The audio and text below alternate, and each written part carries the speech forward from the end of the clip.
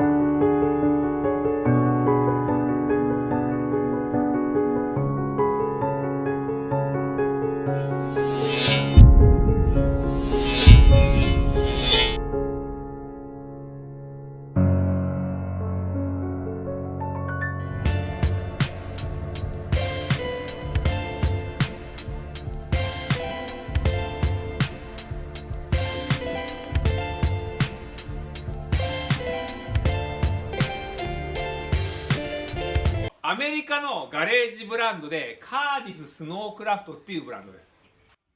So today I want to tell you about my personal experience with Cardiff Snowcraft boards.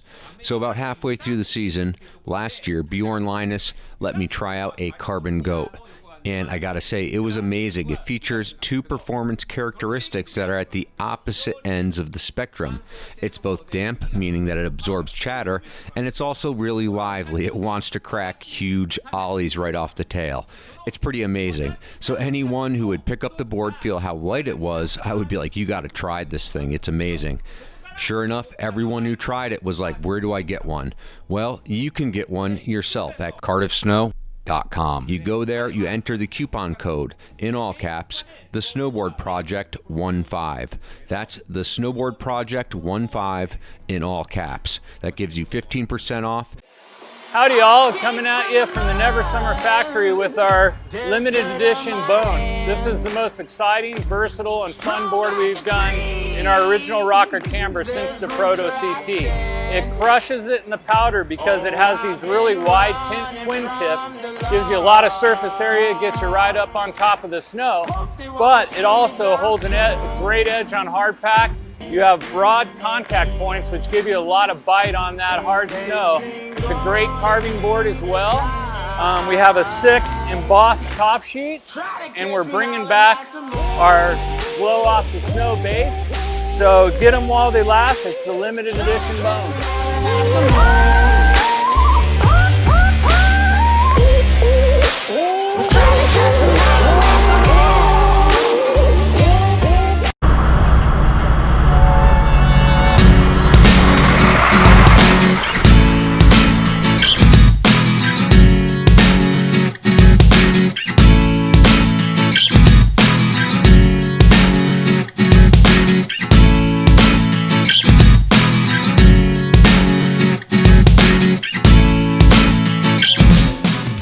The TowPro Portable Rope Tow is a one-of-a-kind lift system that can be moved on demand wherever it's needed.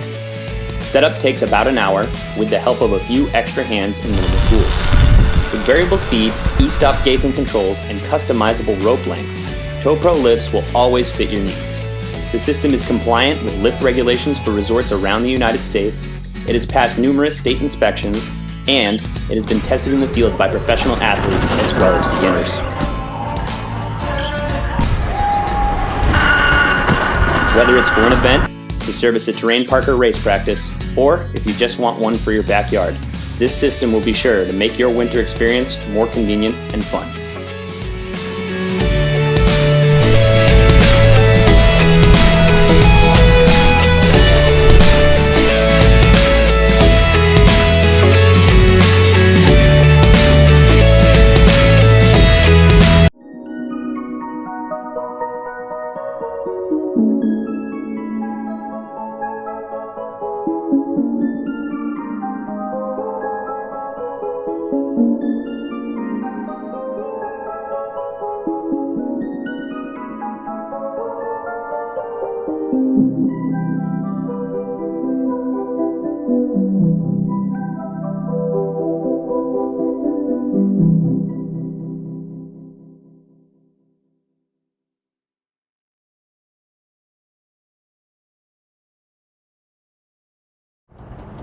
If you care about what you're making and you focus on what it is that drives you, you can succeed and you can build something out of nothing. We certainly did. Arbor Snowboards is an environmentally conservative company. Arbor was really the first company in all of action sports founded with a focus on sustainability. You know, we had been working with veneer, which is thinly sliced wood. The aesthetics of the wood top sheets, it was just beautiful, you know. The front of the booth is a tree. We got a log off the beach. There was this massive explosion in people trying to get into the industry. Arbor, I sat there and said, hey, let's just keep refining, let's keep improving. It was an amazing time, but it was a time where sustainability wasn't necessarily cool. I had spent the last 5 or 6 years building my dream company, and it was slipping away.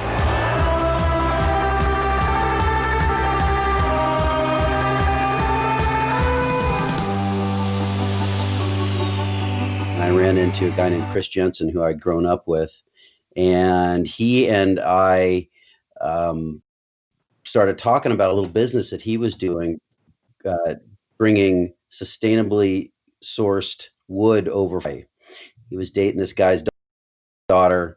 This guy had been a grower in Maui for many, many years. He was a guy who used to claim that he invented the term Maui Wowie.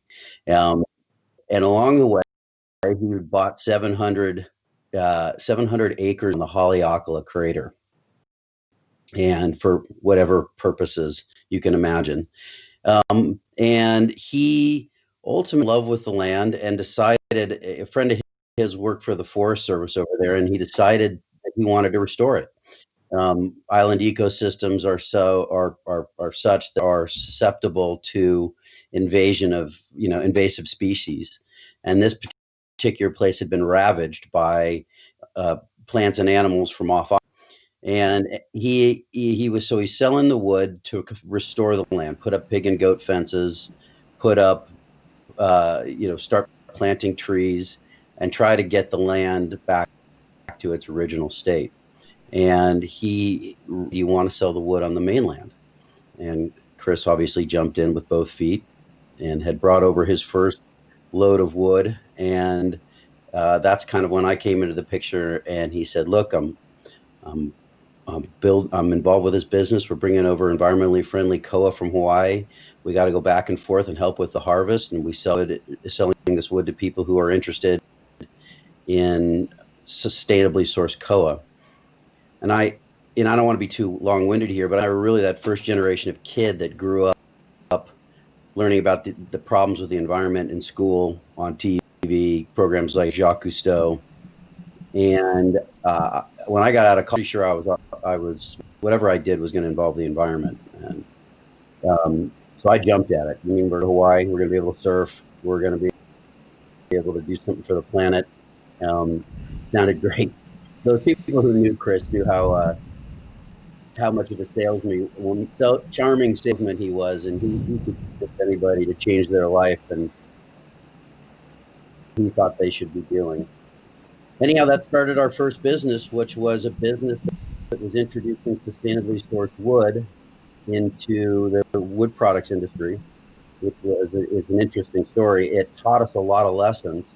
And as we were getting it started, we spent our time snowboarding, driving back and forth between Venice and Mammoth, getting to the mountains as much as we could. He had a little place, his family had a little place in Mammoth. We were working up there, building this business as much as we could. Okay, so you're working in this environmental industry that's kind of like pre-environmental industry, because I went to school for environmental studies. I graduated probably around that time, but I didn't finish with environmental studies because it was so doom and gloom as I was going to school that it was like, oh no, we're not even going to know for 50 years the damage we're doing today. And so it kind of discouraged me from, pursuing a career in environmental studies. And so I went to marketing, and you were ahead of the curve on that. I mean, what made you decide that there could actually be a business involved with like creating an environmentally sound kind of business plan? We were outsiders in snowboarding. I hadn't been a rep. I hadn't worked for another snowboard brand. I wasn't a pro rider. I was a kid who was, consumed with snowboarding. And I was an environmentalist, I think, at the heart, because when you snow skate, when you surf, you rely on the environment to do what you love. It tends to make you into an environmentalist. We made that first business. We learned that people didn't know what we were talking about. I used to go to these meetings in the wood product world, or these trade shows, and these hillbillies would look at me and go, "Sustain a what?" And I realized some pretty important lessons. I realized that if you're going to offer something better, meet the expectations of a product you're selling, that your customer has. The price better be the same, the quality better be the same, it's better be the same, and then only then to break the tie with the environmental story. So we learned that we had to be on point with everything we were doing, and then we could start talking about the sustainability lesson. And as we got through the early 90s in this business, and started talking about snowboarding and what we thought was missing, how we could come into the industry and offer something different, we brought those lessons to it. And that was a fortunate circumstance, or fortunate happening of events that led us to making the mistakes prior to starting Arbor and learning the lessons prior to starting Arbor. Because honestly, business with the expectation, if we went into selling snowboards with the expectations we had in the first business, I don't think we would have survived. Because we had learned those lessons, we came in with a price point that was competitive. We came in with product that was on par or better. We came in with a performance story. We came in with a presentation that was good enough for us to cut through the mustard in the mid 1990s, which was a time when there was 200 to 300 brands out there competing for a growing market.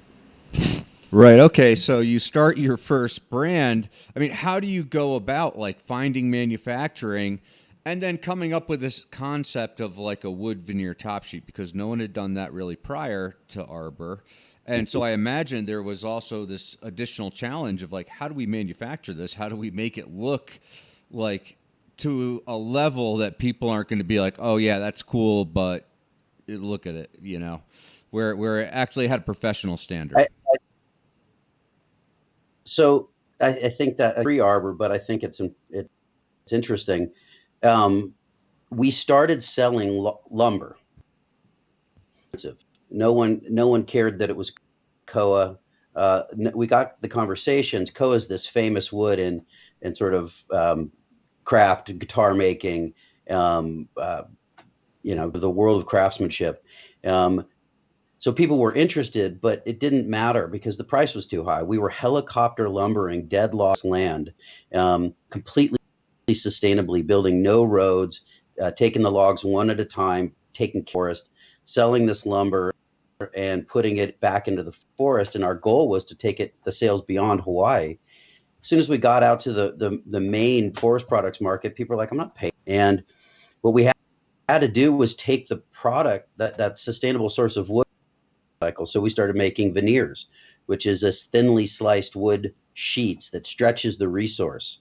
We started making products out of that veneer, door skins. We were doing picture frame, that veneer around moldings for picture frames, for construction molding, all line of furniture. And we learned a lot of the sort of production techniques that we would need for putting a veneer top sheet on a snowboard. How to make the veneer, how to back the veneer, how to seal the veneer, how to wrap the veneer capped snowboard. All of that came from that previous life, and it allowed us to introduce a veneer top sheet to a snowboard in a way where we could put we could warranty, and it would last, not only last, but the way the resin pushes into the fiberglass, it actually turned that wood veneer top sheet to a third composite layer on the board. So we were telling a construction and a performance story. We knew how to wrap around the sidewall of the board, around the cap sidewall of the board. We knew what to back it with, so that it would hold together through the production process. And that all came from that previous life. And again, we didn't jump into that business knowing that we were going to make snowboards, but it allowed us to take our passion for snowboarding, merge it with this passion for working with wood, of wood, and a passion for the environment, and merge that all together into the Arbor brand. That's a pretty unique path. I mean, most people come from the snowboard industry, from being an instructor or being a sales rep or something. You came from the wood products industry. That seems like a pretty unique thing. So how did you find like a factory? You have these veneers and you're like, okay, we need to find a factory. How did you find that factory? How did you actually like take that first step into the snowboard industry to be like, we're going to put a veneer on a snowboard? Yeah, that's another good story. So God bless the co-founder, Chris Jensen, who's passed away a few years ago, and was sadly, but he was the dreamer. I was the doer, which is an important combination when you're starting a business. You got to have somebody who pushes the ideas and somebody who executes. We had been talking about making snowboards for a couple of years. Those drives from Venice to Mammoth, get into the working world. You have, you can't always chase every swell, you go as much when you want to go, as much as we did. You go when you can. And, we started talking about what the industry was missing. It was a time in the 90s when everything was about, larger than life rock star ambassadors, about huge graphic stories and a lot of urban culture.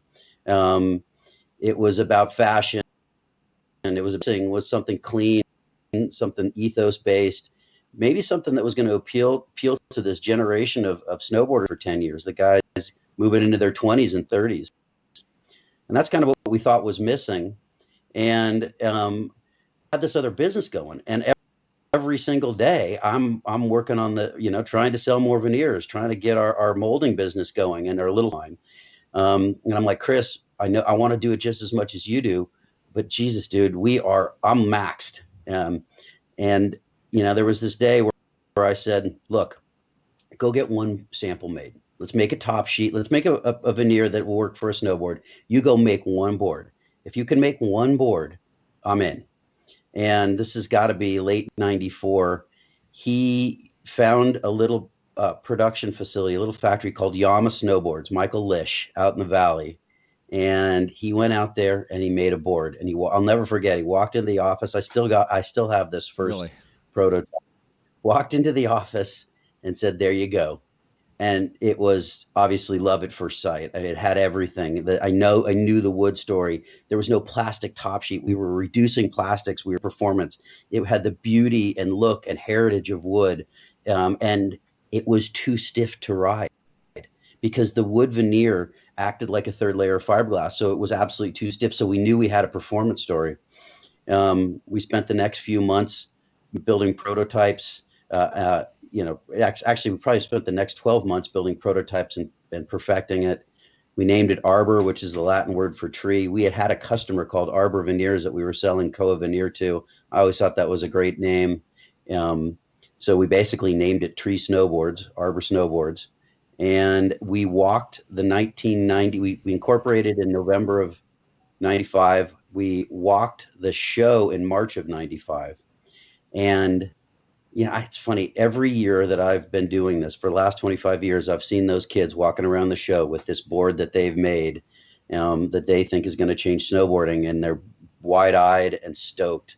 And it just brings me back to being that kid. In 95, the show was in Vegas. It was raw. It was real. It was filled with people who we related to. I'll never forget. We drove out at the crack of dawn from left Venice, before the sun was up, got to Vegas, spent the whole day walking the Vegas show, hanging out, meeting people, and getting feedback on our board.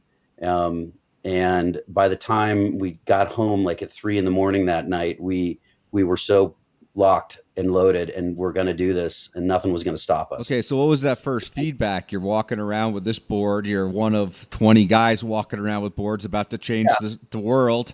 What did people tell you? In an industry that in 95, we estimate, looking back, there was probably 300 brands at that time of various forms and shapes. People were stoked. They hadn't seen anything like it. I don't remember who it was, but somebody to me at the time that seemed like they were industry. And, obviously Chris and I were like, wow, this is our people. We found our tribe. Somebody walked up and said, that's the future. And obviously that confirmed all of our bias about what was missing. And, people were interested in our conversation about sustainability and protecting the environment. I wrote a paper to graduate college about global warming and deforestation. I was that kid that would write your senator about, the need to protect old growth forests. So we were there talking about wood, the use of wood, the benefits of wood and sustainability, and people were getting it. I know there were people, Benny Pellegrino always says, you guys were like aliens. And I think he's right. We were such outsiders, but I think instinctually people understood that the environment was going to be an issue. And people understood that snowboarding welcomed different ideas, and as different as these wood top, cleanly presented, boards where we had one little lockup graphic on it, that there was something there. And I don't think we got any negative feedback.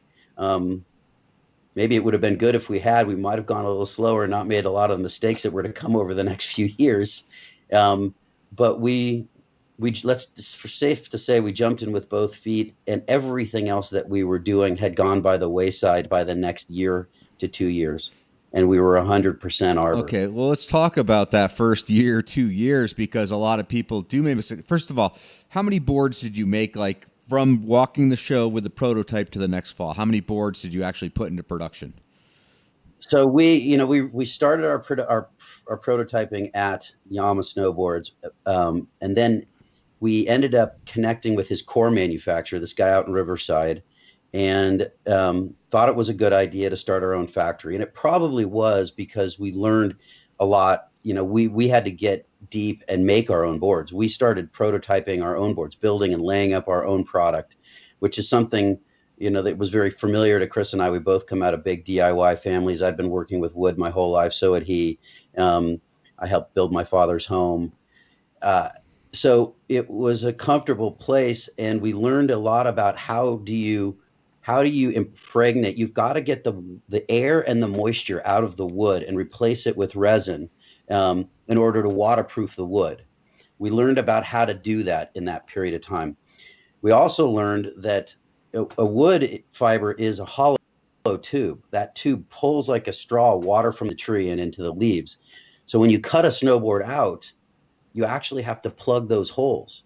So you can waterproof it in the process of building the board, but how do you plug those holes? And we found a process to do that.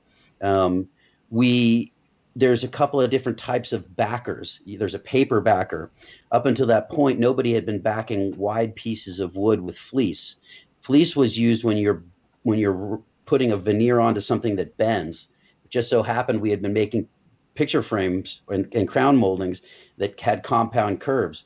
So we were the first people to get a fleece backer to do it wide enough for a snowboard top sheet.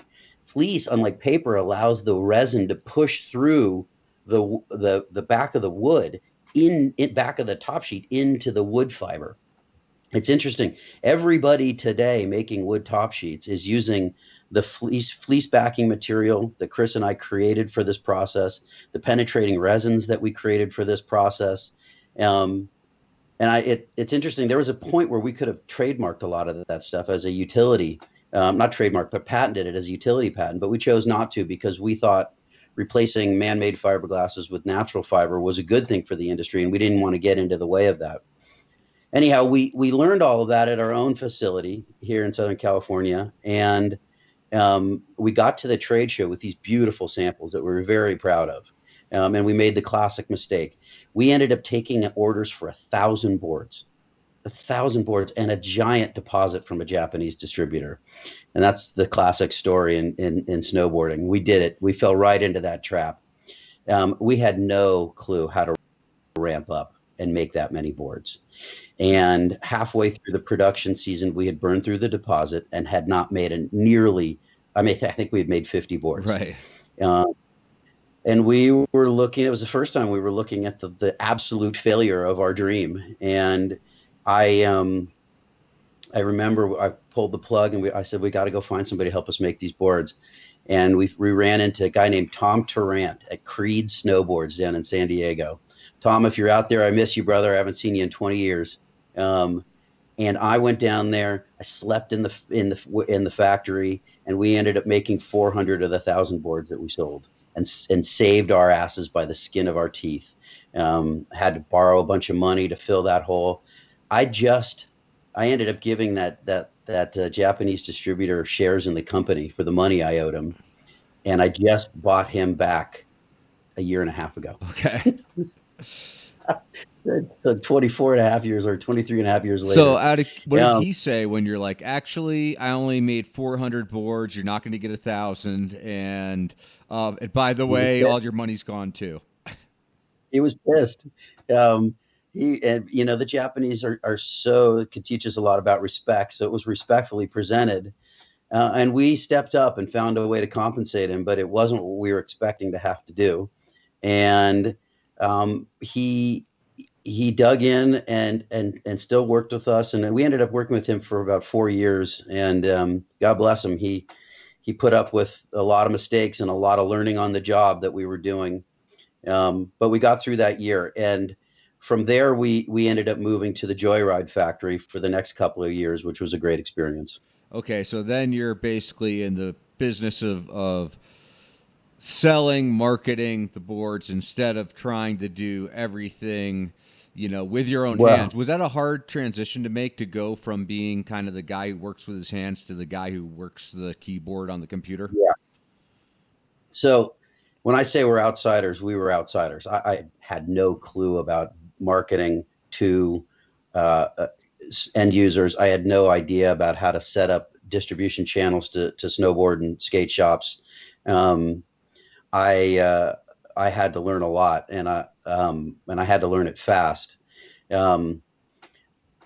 It's interesting. If you remember, snowboarding in the 90s, it consolidated from a huge peak in the mid 90s to a fraction of itself by the early 2000s. And part of that was the closing of factories. Every factory we went to ultimately closed or moved overseas. We chased production around the US, then we chased it across Canada, and we chased it across Europe, and we ended up now where we are at SWS. But I never got a chance until very recently to actually slow down and really totally focus on the storytelling, because of how snowboarding has really evolved over the years when it comes to manufacturing. But I did get enough bandwidth at the Joyride factory to start telling our story. And I think one of the interesting things that happened at that time is we launched, Chris and I we weren't just riding Mammoth, we were riding Bear a lot. In the early 90s, I was up at Bear as much as I could. And that was a time where innovation, you'd go up there, 3 days later, it would be changed. They were dragging new stuff up onto the mountain. They were building new features. They were experimenting with what a snowboard park could be. And literally it would change overnight. And I got to, it's funny, as a kind of a theme in my life, I got to watch guys like Brian Iguchi and the people that were up there really evolving what snowboarding could be. And I was very passionate about it. And I think it's really hard to believe, but we launched Arbor with twin tips. We became in the late in the 90s known for as a free ride brand. We never stopped making twin tips, but it's interesting. We launched with twin tips. Our first show was late 95. Our first SIA where we had a booth was early 96. The shows were in March back then. And between December of 95 and March of 96, I had added a line of directional boards to the program. Okay. And that's really what sold. And it wasn't necessarily, Chris and I were riding, spending more time in Mammoth, starting to ride backcountry. We were riding bigger mountain lines, really exploring powder. That our lives were going in that direction. Our riding was going in that direction. But that evolution was authentic to our riding. But honestly, and this is one of the things that you learn, you have to sort of strike a balance with where the market sees you. And people looked at those wood top sheets and the sustainability story, and they thought our natural customer for this is going to be our big mountain rider, who is more concerned about not what's happening in the streets, but what's happening in the mountains. And the sustainability story and the wood story and the craft story is going to be more resonant. So although we never gave up on freestyle, we early on focused on free ride, and I built a team really to reflect that. We had brought on a girl named Lee Coates who rode for Vans, and she helped us build a team around free riding. Back then it was extreme snowboarding.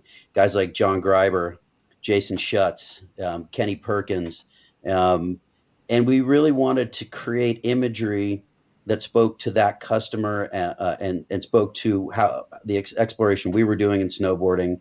And I think we did a pretty good job. Our main focus was products, though. And in the early 90s, we spent so much time talking about product, talking about sustainability. We were the guys talking about sustainability in wood tops when the rest of the industry was talking about graphics and baggy pants. Right. Okay, so I have a couple of questions here. Number one, when did you see the first other brand introduce a wood top sheet? And then when did you actually make a board that didn't have a full wood top sheet for the first time? Because you were known for just a veneer top sheet for years and years and years. And at a certain point, you started doing other things. But there was also a point when no one else did wood top sheets, and then everyone did it. So when did that happen? Yeah. So the wood top sheet's really the signature part of our story because it's the most obvious thing. But our boards didn't have plastic tops until we found bioplastics. So it was a reduction of plastic. We were using all farm-grown poplar, so it was sustainably grown cores and top sheets. And actually, the first time I saw another wood top sheet was our second show. This sort of legendary surfer from the 60s and 70s, a guy named Mickey Munoz, who was one of the first people to surf Waimea with Greg Knoll, showed up with a wood top sheet. And we were like, holy shit, that guy's biting our thing. And, I think it's very like us. We ended up walking up to him, getting to know him a little bit. We had some mutual friends, and we actually did a collab with him. And so our first collaboration was with this legendary guy famous for the Quasimodo big wave surfer, Mickey Munoz, and we brought him into the fold. It was a way of sort of, keeping your friends close and your enemies closer. He became a dear friend and still is to this day. After that, it was a couple of years. I don't think I saw another wood top sheet. I mean, I'd have to think about that. At least 5 or 10 years. There was a bunch of people who thought it was kooky. They thought we got called hippies. We were farthest thing from hippies. We were snowboarders, guys that grew up surfing and skating and were just head over heels with snowboarding. And we thought that the planet needed to be protected because it's our shared playground.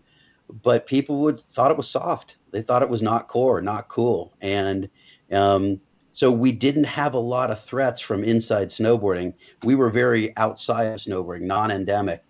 These outsiders talking about things that what was cool in snowboarding wasn't getting talked Right. about. So at what point did you feel like you were part of the industry, that you were accepted, and that people were looking forward to seeing your new ideas and not looking forward to writing off your new ideas? That's a good story. Well, so just to answer your second question, it was about 3 years we started inlaying woods into underneath top sheets so that we could start adding some color. What happened was we were just outside and different enough to cut through the industry noise in the mid 90s. When shops were buying 18 different brands, Arbor had a place on the wall. We were different enough to be there and interesting, a part of a larger mix. But by 99, 2000, 2001, the industry had consolidated so much, and shops had got to a point where they were carrying 5, 6, 7 brands, and we weren't always making the cut. And what we realized, I know what we realized, is that between us and that customer that we were doing a pretty good job reaching out to was a shop kid that didn't think we were cool at all.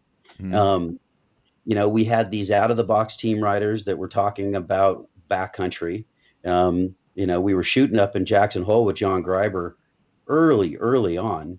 We were on trips where guys were doing first ascents and first descents with snowboards. John and Schutz had just snowboarded Aconcagua in South America. And we just weren't resonating in shops. We were so non-endemic, and that was hurting our ability in a smaller market to actually maintain and grow. And there were some times in there where, the debt was building up, inventory was building up. I was not sleeping, and we were close to losing what we had built. And there were conversations about shutting the door. If anything, we're stubborn and pig-headed, and that required sort of a self-reflection. What are we doing wrong? And I actually pulled back and sort of wrote down some of the things we were doing right and what we were doing wrong. And one of the things we were doing wrong is we weren't building bridges to the core of snowboarding, the heart of snowboarding, through athletes, through ambassadors. It turns out we probably didn't think we weren't going to build a brand around athletes. We were building it around sustainability. It turns out we were so outside of the box, we needed athletes more than your average snowboard brand, because we needed athletes to help people understand and listen to the story about the importance of sustainability in snowboarding. And we hadn't realized that. So when we kind of did that, we changed the business. I had to get myself out of the way. I had to kind of turn the pyramid upside down and empower people that were more from inside snowboarding, insiders. Although, over the years, we've become probably the consummate insiders. But at that time, that required hiring kids from shops, hiring kids from media. Brad Farmer, who came on, was our first employee who came out of the media. And it really importantly involved bringing on team riders that resonated not necessarily with our big mountain end consumer, but with our partners at retail. Right. So we went out and built that first team, that endemic team, which was Mike Bassich and Kinger. And those guys came in, and I will always be so grateful to the two of them for what I learned from them about how we could take our core message about sustainability and the use of natural materials and make it resonate in snowboarding. How do we talk to our partners at retail at a deeper level? And that led to a team that involved Scotty Vine, the next team, Scotty Vine, Sean Black, and ultimately to the team we have today, Gooch, MFR, Frank, Carter, Eric Leone. And we became the collective. We call Arbor the collective today because the old Arbor that was a pyramid with Chris and I on the top went away, and a collective of people that love snowboarding replaced it, where one of our retail employees, one of any of our team riders, the artists we work with who love the environment and love snowboarding, all have a seat at a table where we make decisions together. And it created this process that continually rejuvenates the brand, but keeps it within that sustainability and craftsmanship core. Cool. Hey, could I have you turn off your camera and turn it back on real quick? You froze on me there. Let's see, how do I do that?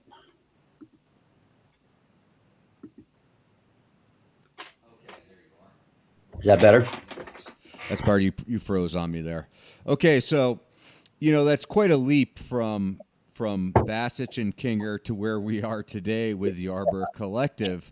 Maybe you can talk about that intermediary step between Bassett and Kinger and where you are today, because literally it's like those guys were still on that.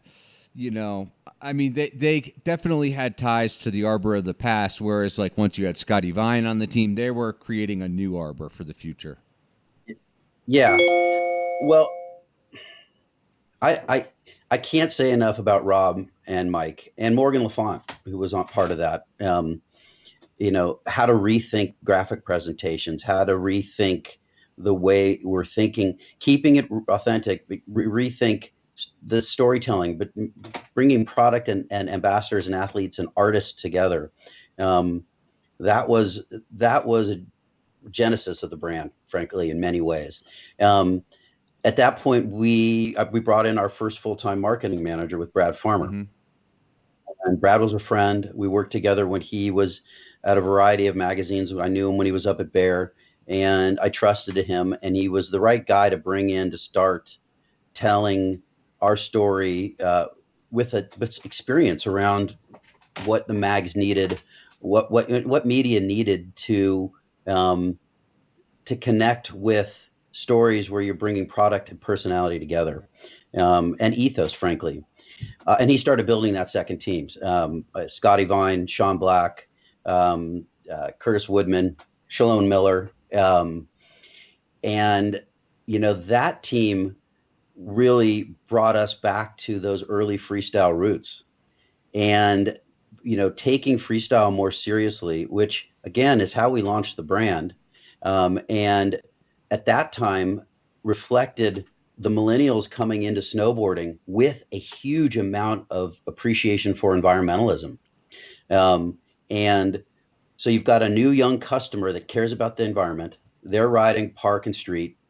We're building a team around somebody who comes from media, comes from resorts, who bolsters our understanding of how to tell those stories. And we're building a team around kids that not only love snowboarding, but love the planet. And it created a whole new evolution or expansion upon the brand. And it allowed, obviously, for everything that comes from that, new thinking on product. From that, we invented the system where we improved upon how we were building our rocker boards. We actually didn't want to do rocker because we didn't believe that the performance was there. But through that partnership, we were able to come out with a system and create a rocker system that holds an edge and provides the kind of performance you need at all levels. And just the thinking, again, we bolstered that collective table, and the thinking that came out of that improved Arbor at every level: content creation, product creation, storytelling, personality. We opened our Venice store around that time, and I think we just became a better brand through the people that we were able to bring to the table. Okay, so let's talk about this. It's like, Arbor has this DNA that was established in environmentalism, and it now has this image that's tied to freestyle, the backcountry, still environmentalism. How much of, the onboarding for your guys who work, creating and marketing the product, and the team riders is like them coming to the middle to meet you as far as the environmentalism, the image, the history of the brand, versus them bringing their new ideas to the table? Yeah, I think that's right. I think by the time we started building that second and more endemic team, I think the egos were gone. There'd been enough hard lessons. There'd been enough screw ups. There had been enough sleepless nights where I was really listening, and it was not just it was a shared belief in protecting the planet, but was a new way of talking about that same set of beliefs, and a new way of presenting it that didn't have to be so hit you over the head. it could be subtle, but but yet just as important. And and I'm really proud that the brand today, if you look at the brand today, we're still doing exactly what we launched to do in 1995. We're just doing it with a lot of layers and a lot of communication and a lot of relevance and a lot of authenticity that comes from snowboarding. So having those guys at the table, and a lot of them, were from Southern California. So they were in the building all the time. They were in Venice at the table talking about everything we were doing. And I changed the game. It changed everything, frankly. And what's super gratifying for me is, it created this process by which we elevate people up to higher levels. You look at a guy like Sean Black, who came to ride for us and then came on board as a marketing coordinator, team manager, marketing coordinator, marketing manager, and then director of marketing, and ran the marketing for the brand globally. That came through his relationship with every part of the business, his relationship with me, him affecting the brand as a team writer, as a team manager, as somebody involved with marketing, somebody who directed marketing. Our first film that he created, convincing me that was the right thing to do. It's why we're working on a new film, Crossing the Grain, which is the history of the brand. And Sean Black is directing and producing it. Cool. Okay, so you've been around for 25 years. It's a series of baby steps, right? You're constantly making these little baby steps forward to get from where you started with a single prototype to where you are today. Are there any instances though where you made leaps, where you were like taking these baby steps, kind of getting frustrated with a lack of visible progress, and then boom, you have a breakthrough? Yeah. Snowboarding, small business is an interesting thing. Growth can kill you. And a lot of people don't necessarily get that. You're in it to grow your business, right? And make money. But especially in a seasonal business where growth leaves you in a situation where you need more money. So you have to constantly borrow money. You produce product, it gets tied up at retail. And then the next season comes along, and if you grow, you continue to have to go into debt to grow the business.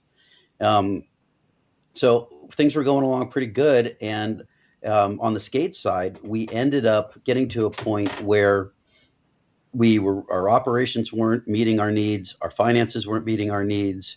We were growing, and we needed to find a way to fund the future. And I had just watched 250 snowboard brands go out of business. Right. Some of those people were really important friends of mine. I'd watched dreams fade and explode. I watched people reach out to private equity and have their businesses taken from them and shut down. I saw people's businesses get changed by the money that they brought to the table, and then eventually die because the money didn't understand our business. And I wasn't about to go out and bring in a financial partner, an angel investor, a private equity firm, a bigger company, because I knew at this point that the brand was growing and succeeding because of the people at the table. And I needed to find a way to protect the brand and the collective if we were going to continue to survive. Building a snowboard brand in the 90s would give anybody PTSD. And so I made the decision to kind of take the model of the collective model and find partners to help me fund and grow the distribution of our business.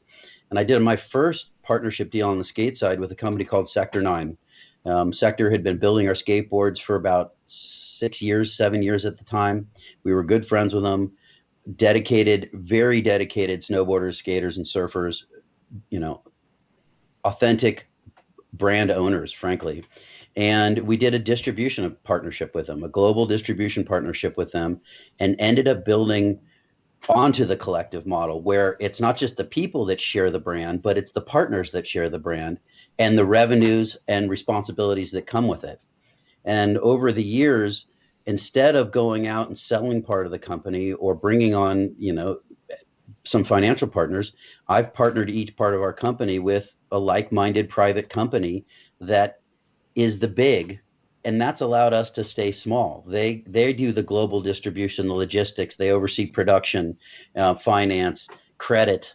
And in Venice, we've kept the brand small, close to our customer, close to our original mission, and close to snowboarding.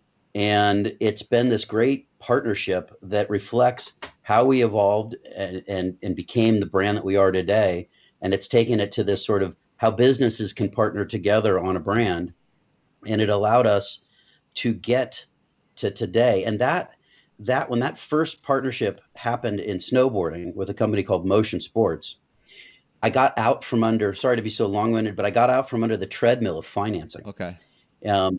They had we could finance our business for the first time in a way that wasn't so, rob from Peter to pay Paul. And we could finance the business today for what we were growing towards. And that allowed us to go out and build the team that we have today and the content around the team that we have today. A team that reflects where we were going, but that we couldn't afford when we were living life in the financial rear view. And I mean, we don't have the most crazy expensive team out there. We have people that want to ride for Arbor because they believe in what we do. They're partners at every level. But I could get out ahead of things a little bit and not always be worried about financing. And in the content the leap that we took from that sort of endemic team to this, for lack of a better way of describing it, that the team we have today, that third generation, was massive. And the content we were able to create, the stories we were able to tell, the trips and that we were able to take, and the development, that was a big part of our success, and a big leap for us. Well, let's talk about this really quick, because you talked about having to jump around from factory to factory, and then later on with these partners like Sector 9 and Motion Sports, what has been like, I mean, just the forward-facing Arbor has always been the same. Has it been a struggle to keep this kind of like the velvet curtain between the people who are either manufacturing the boards or helping with the business, with distribution in other ways, and the image and the perception of Arbor to the consumer audience? I don't think so, because it's real. There are people that will go out and buy or license something and then skin it over an existing operation. That veil is us. That veil is the small laboratory and group of people in Venice. Today it's Dave Marks, it's Eddie Wall, John Crouch, myself, our team, the artists we work with, my creative director and his art team. And it's interesting, you've been there. We're so open and accessible to everybody. People come by and actually see that it's real. Our doors are open. Come see next year's graphics. Come see what we're working on as far as, technology and shape. We protected the heart of the brand by taking the bigger aspects of business that often distract that authenticity from the day-to-day storytelling and sharing of who you and what you are. Before this setup, I was worried about credit checks and getting containers here and there, and bank loans, and all. I could go on and on. That's now handled by our global distributors, and we protected what makes Arbor real and authentic and true, and always did. And we can share it very openly with snowboarding, and people see it when they come see us, and they see it when we're out in the world. We just went backwards into it, and we protected the core, we protected the small, we protected the heart and soul, and we brought on partners that allowed us to be globally competitive with the big guys, but separate that from what's important. Okay, so you're 25 years in. I think with a lot of people who start their own business, they're like, I'll go into doing something I love because then I'll be able to do it all the time. However, a lot of people find that once they start doing something they love, they actually participate in it less, and they're more focused on all these other things. At what point did you really come to enjoy snowboarding again for the sport, the participation in the act of snowboarding, and have some of those those stresses behind you? Like, how many years did it take you to really be like, okay, I actually do love this business? It's not just a love-hate anymore. Yeah, I think it goes back to bringing on partners. It's hard to walk away from all the revenues. It's less hard to walk away from all the responsibilities. But when I walked away from a share of the revenues and a share of the responsibilities, I had more time to really get back to everything that matters to me. I never stop loving snowboarding. It just rejuvenates me in every way. But you know, when you're running an operation, a snowboard business operation in winter, you're busy in the wintertime, and you can't chase every storm. You just can't. You can't take the longer destination trip. And when we made that change, I was able to get back to a lot of bandwidth that allowed me to be where I wanted to be, to snowboard when I wanted to and where I wanted to. And I actually had kids in and around that time. And there's a whole part of your snowboarding, if you decide to be a parent, that you'll discover that's connected to having kids and teaching them to snowboard and watching them fall in love with something that you love. And the joy and excitement and just rush of snowboarding in this child that you love so much. So yeah, that happened. And it's funny, some asshole early on, I mean, it's probably a year and a half in, and we were out trying, to borrow some money, which we couldn't do because we didn't know what we were doing. Thank God. But some guy said, you should be selling nuts and bolts, man, and then you could snowboard all you want. And I had realized that it was starting to cut into my snowboarding, and I didn't need to hear that right at that moment. But I've never forgot. I don't even remember the guy's name, but I've never forgotten the comment.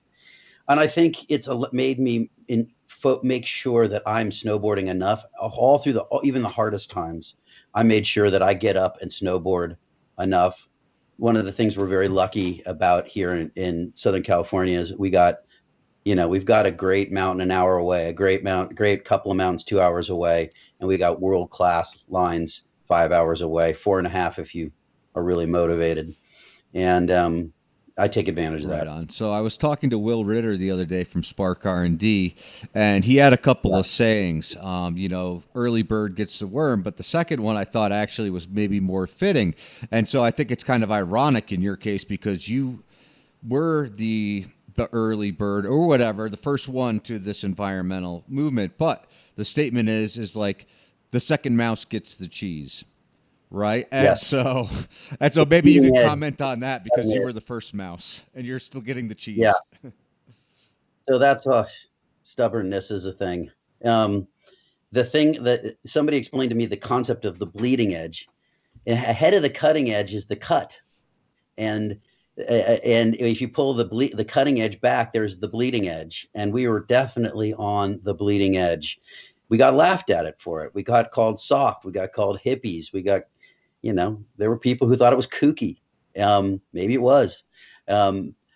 Chris and I are stubborn people, and giving up, it was not something I could do. So we just pushed through the pain. And there were a lot of difficult years. Frankly,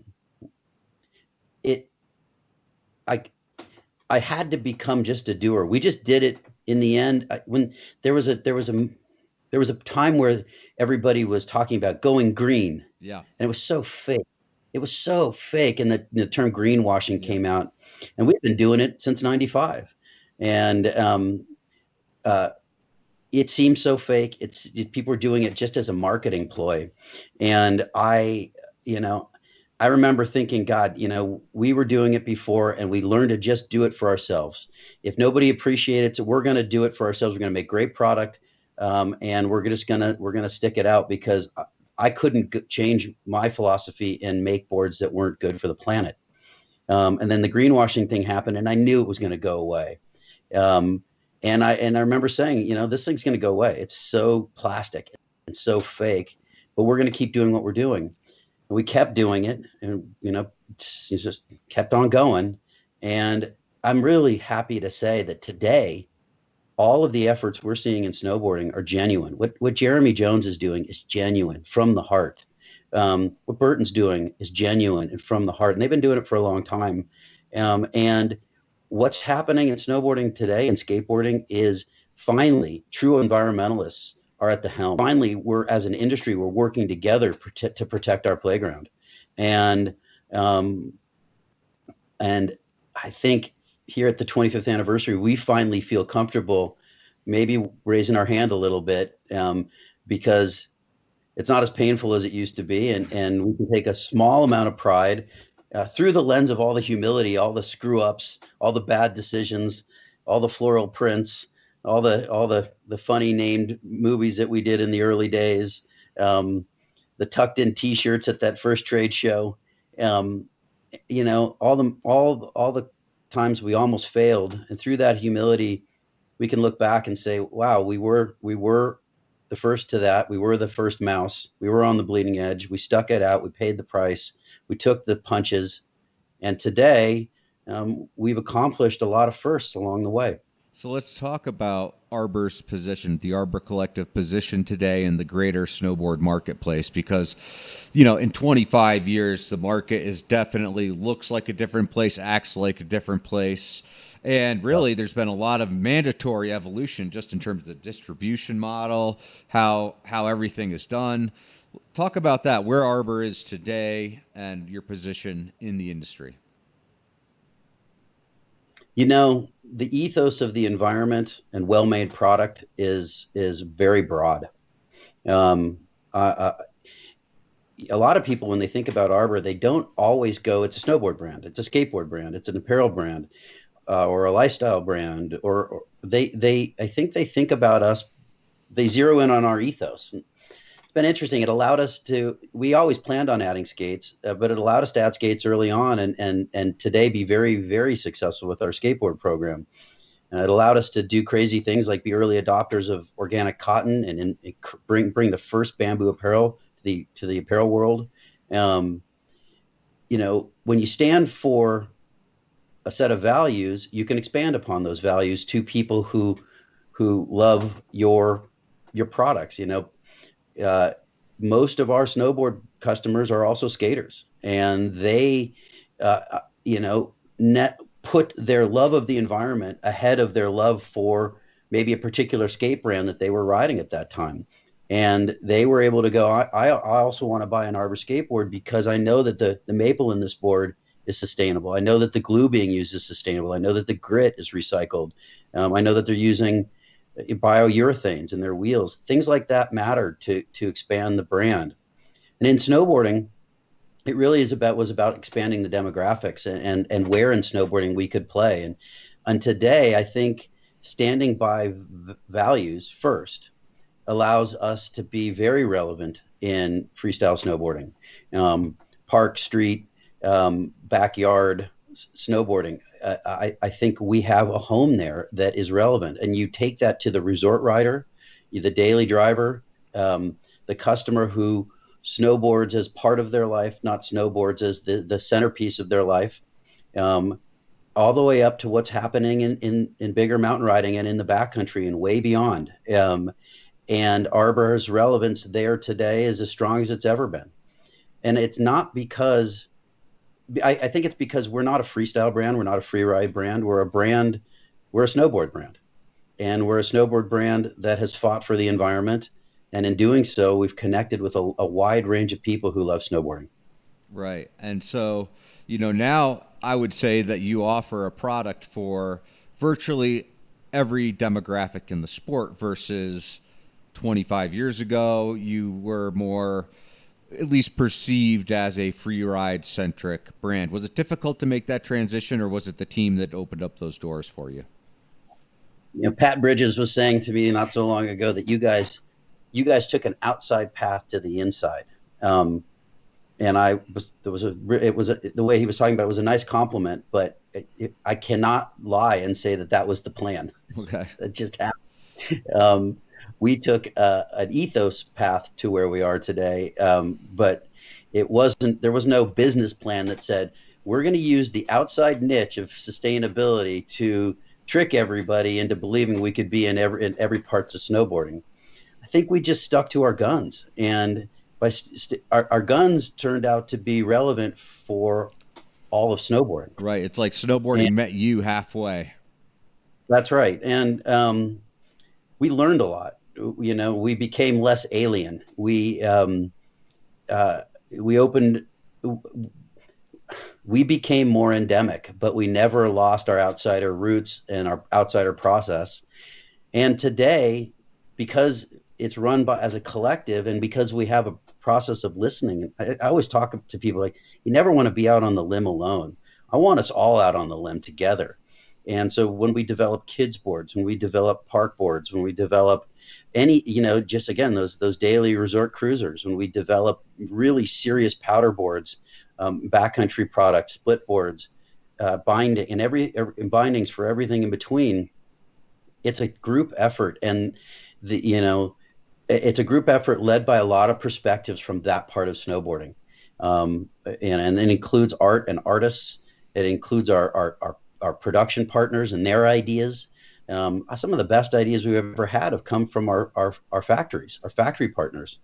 So it comes from every direction and it radiates into the brand, and it allows us to continue to stay relevant and evolving and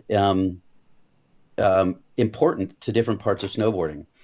And it's been, for me, something that allows me to feel like we've done right by that original mission. Because I always tell people, you can't save the planet with, rich people alone. That Whole Foods model, they're doing great stuff for the planet, but only the 1 or 2% of people can afford to shop there. You can't save it with college educated people alone. You can't save it with Democrats alone. You can't save it with urban dwellers alone.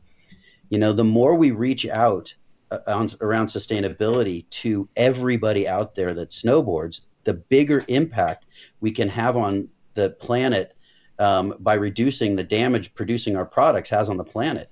So getting everybody involved and honestly, inside snowboarding, you can't make a positive impact on the planet with free riders alone. You got to get everybody on board. And today, I think it's not just Arbor customers, it's all of snowboarding. And we're doing our part as an industry to protect our playground. So let's talk about some of those positive impacts on the planet over the last 25 years. What are the things that you're most proud of? The things that you can point at to be like, here's where we had an impact that made a difference. Well, it starts with the forest that we've planted. We've had a give back program. We had I believe it's the first formal give back program in action sports. We started planting trees in Hawaii day one, with a percentage of sales. We specifically, we wanted Arbor, again, Latin word for tree. We wanted our give back to be about the preservation and restoration of forests. And so we started planting with our Returning Roots program, trees in Hawaii, koa trees, and restoring koa forests. And there's a lot of good reasons for that. The Hawaiians invented surfing, and giving back to this cultural and environmental resource for the Hawaiian people is giving back to the roots of surf, skate, and snow. If you surf sidewalks, swell, or snow, you owe them a debt of gratitude, and we're giving back through Returning Roots. It's a give back to the wider environment, obviously. It's also the best way you can offset carbon with the planting of trees. When you plant tropical hardwoods, when they rot, they turn into soil. They don't dry rot, they wet rot. And the carbon that's in that tree, other plants grow onto that tree, and it pulls the carbon out and resequesters it with every successive generation of plant life. In a non-tropical environment, when a tree dies, it falls over and it dry rots. It rots, but it releases its carbon back to the environment. So the sequestration is only for the life of the tree. When you're planting trees in tropical environments, you're sequestering carbon for the life of the forest, and that's a big deal. So it's giving back to the roots of snowboarding. It's putting roots in the ground, and today our current program we're about 6 or 7 years into it, and we're well on the way to restoring a koa forest on the Big Island of Hawaii.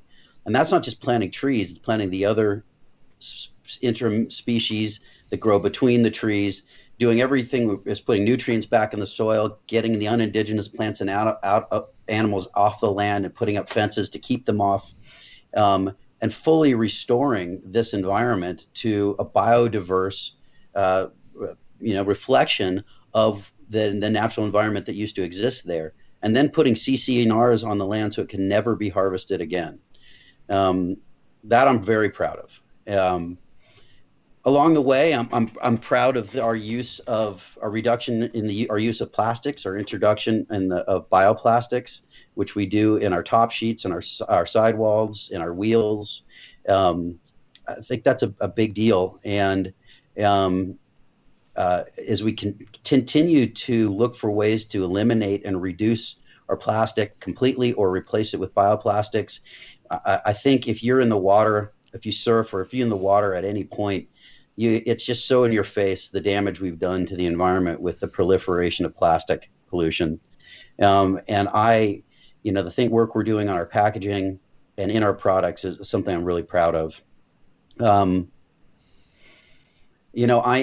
I continue to be proud of how we are picking our partners.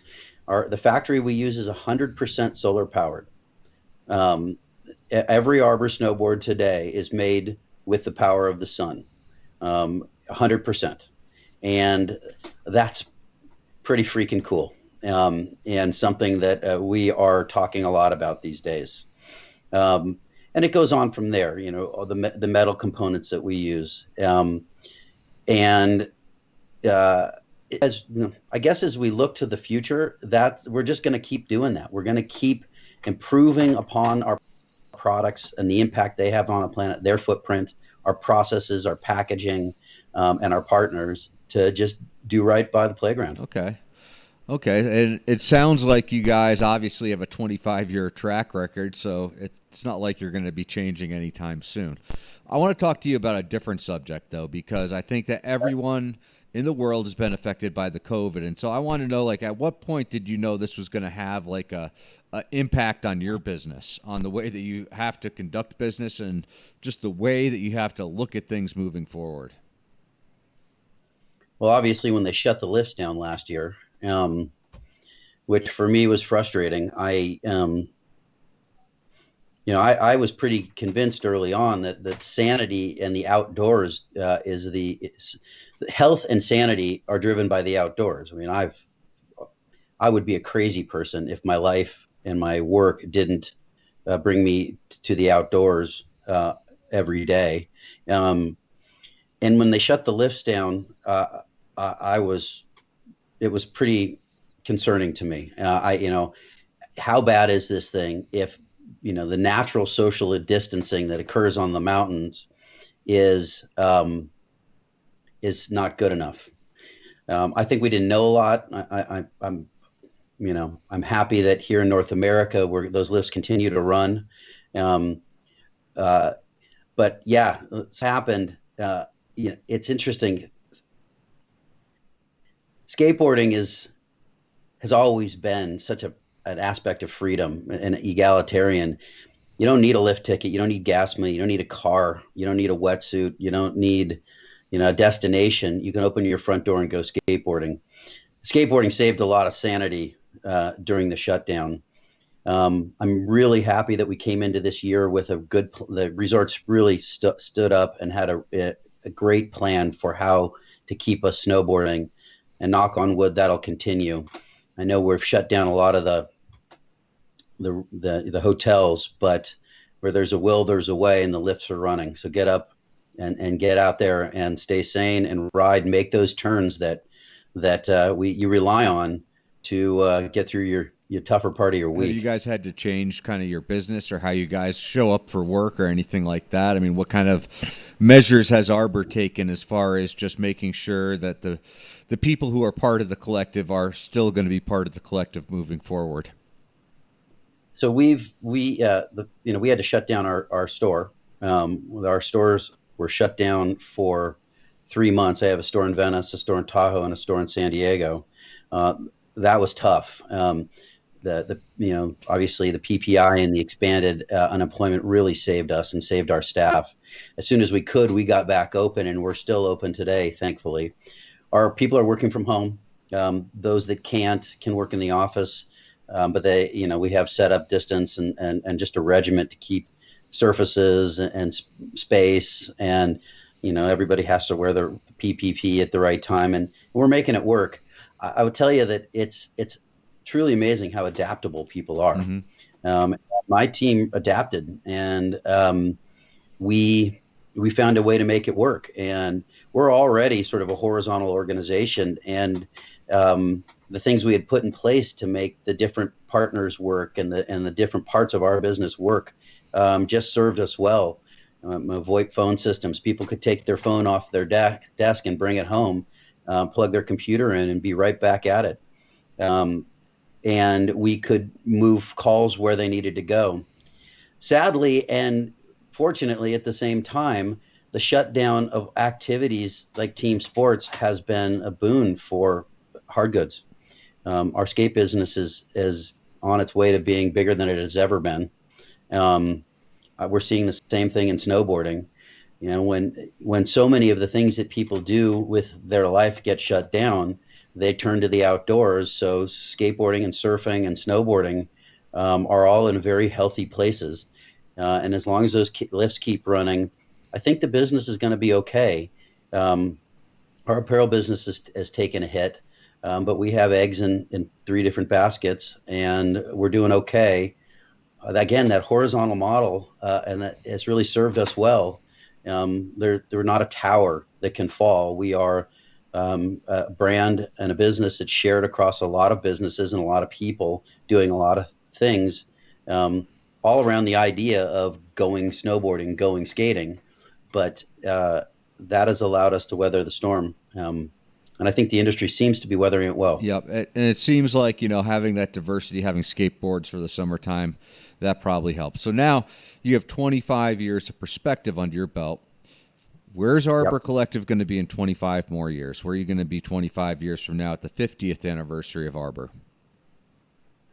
So I hope we don't change that much. I hope we're still a collective of people that's owned by privately held group of snowboarders. Today, I own the majority of the company, but and I hope that frankly stays. But I hope that we stay to those business ethics.